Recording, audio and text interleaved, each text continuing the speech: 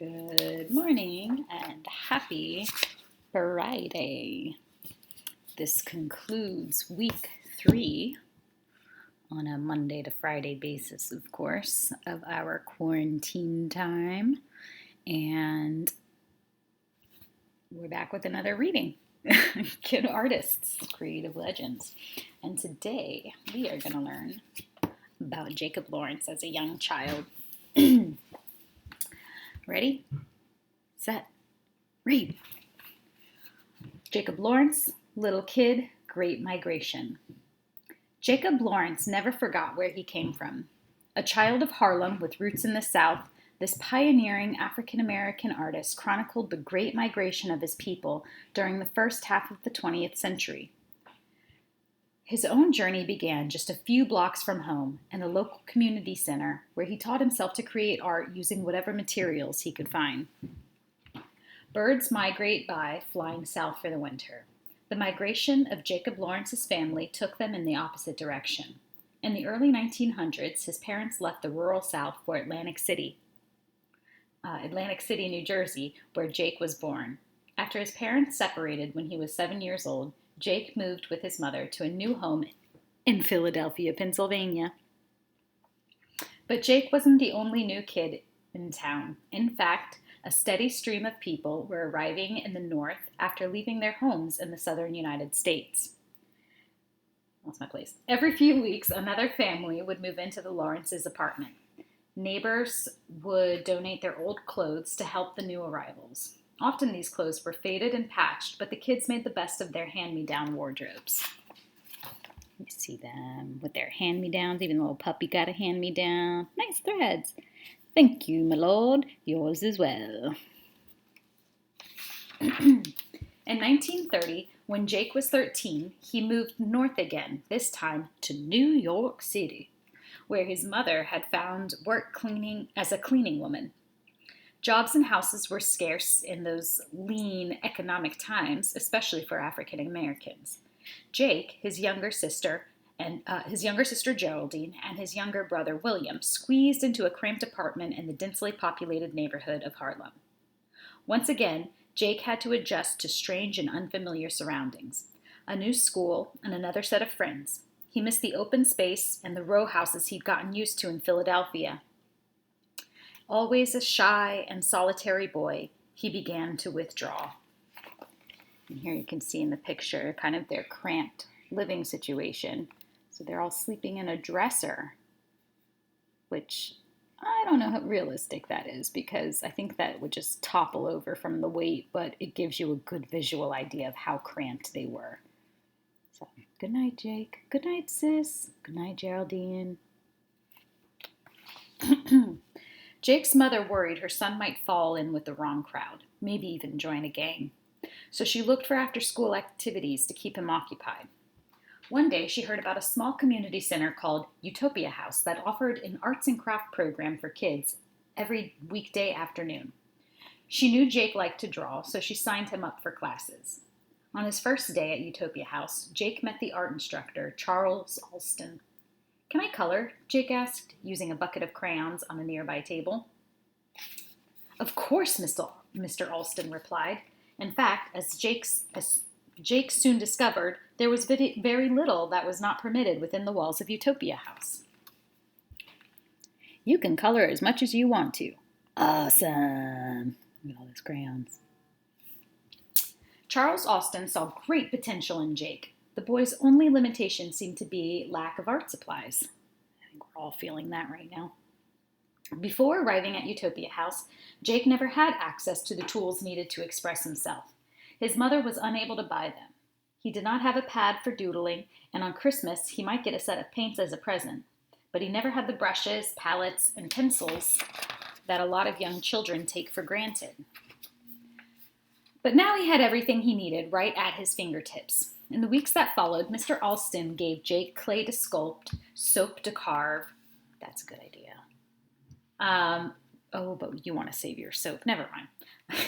Soap to carve, reeds to make baskets, wood for woodwork, metal for metalworking, and crayons, pastels, and colored pencils for drawing.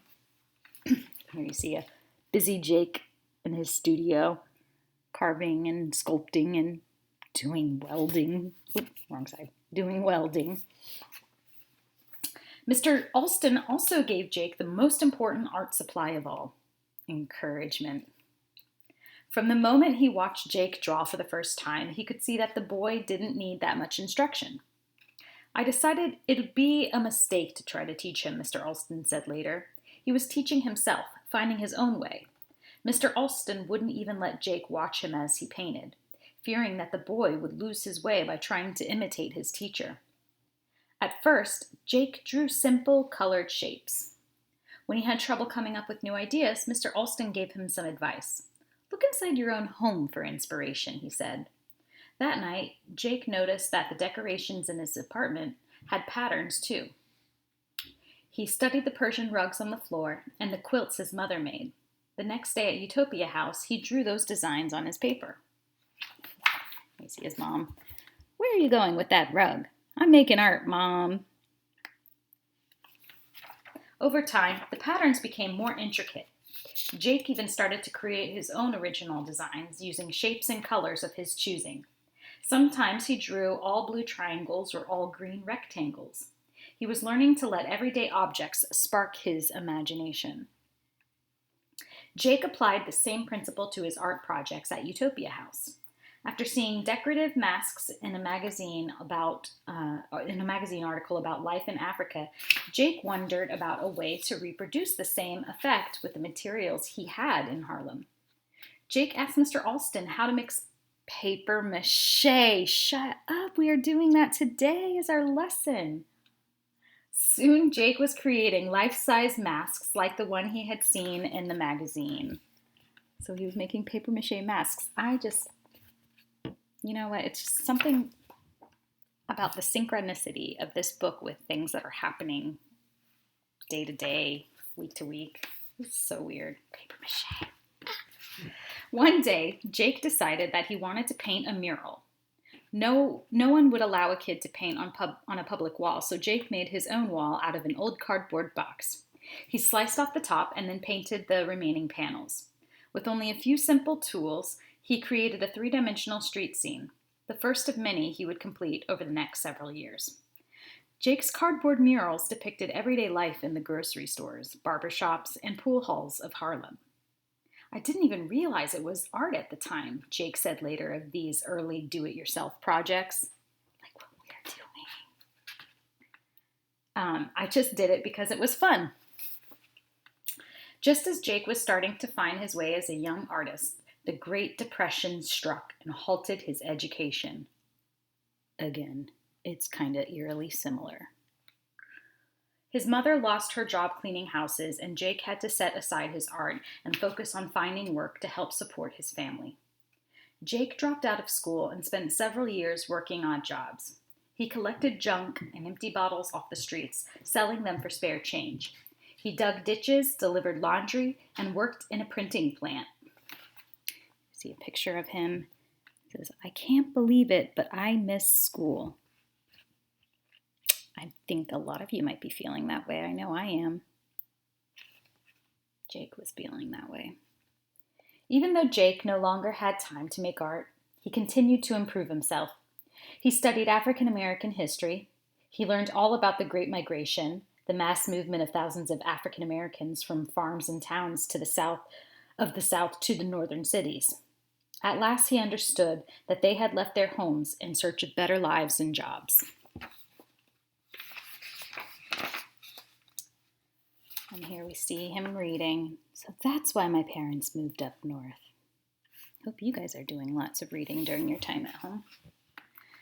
Eventually, Jake's mother went back to work, and Jake was able to resume his artistic education. He signed up for free classes at the Harlem Community Art Center, where he met another Black artist named Augusta Savage. Augusta had once been a laundry worker, just like Jake, but now she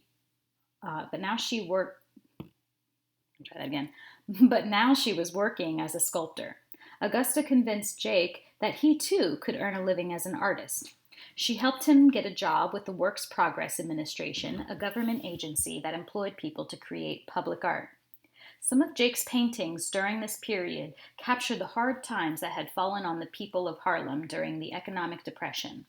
Others depicted scenes from the lives of African American historical figures whom Jake had read about, including the abolitionist Frederick Douglass and Harriet Tubman.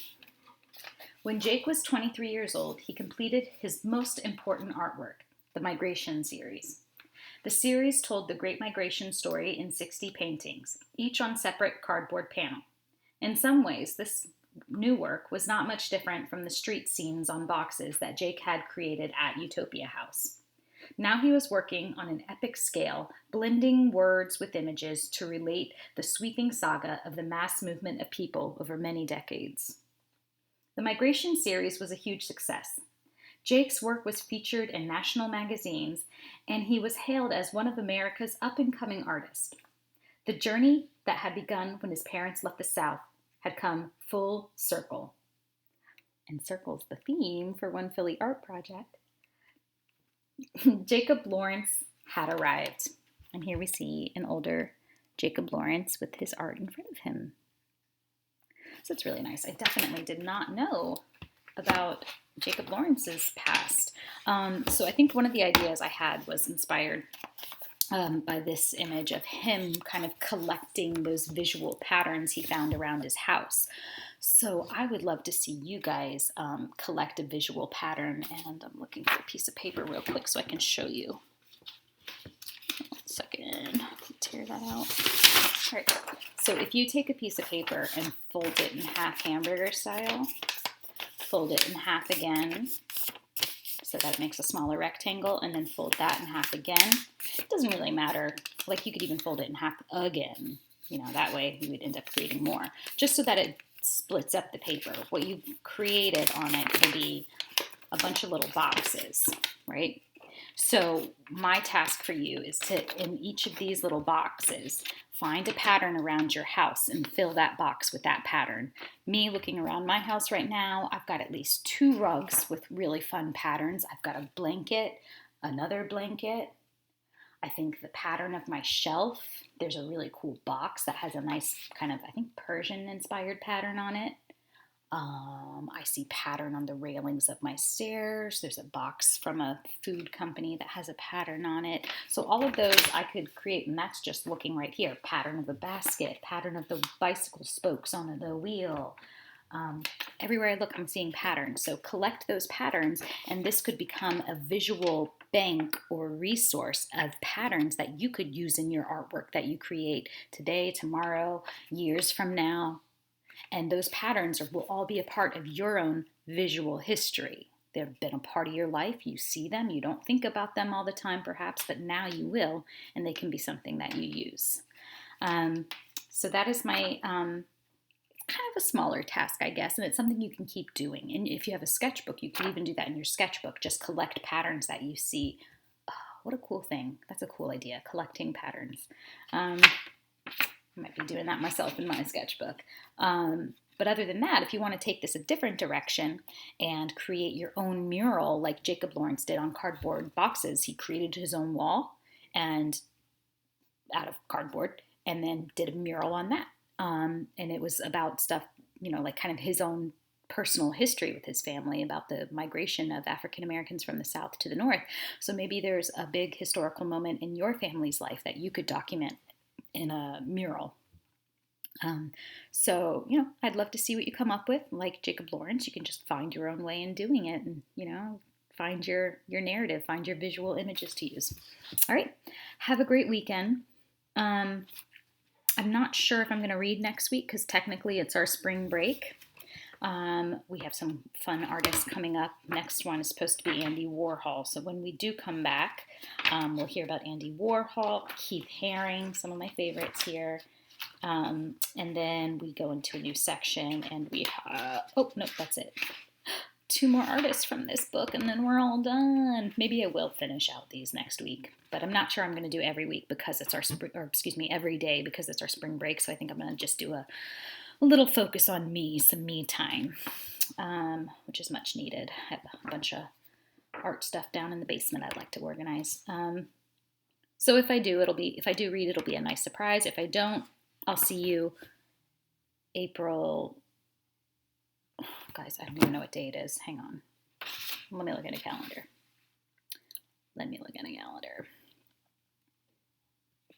All right, so Monday starts our spring break. I'm going to be going up to Nebinger to help distribute computers. All right, so then Monday the 13th will be when I officially return to doing this on a daily basis. All right, and my dear friend Laura is supposed to be sending me a new book similar to this, but it's called Artists and Their Pets. I think I might have that at school, but I don't have it here, so that'll be awesome to read, and I do love learning about artists and their pets. I think there's a lot of cats. Alrighty, so until we meet again, have a good weekend.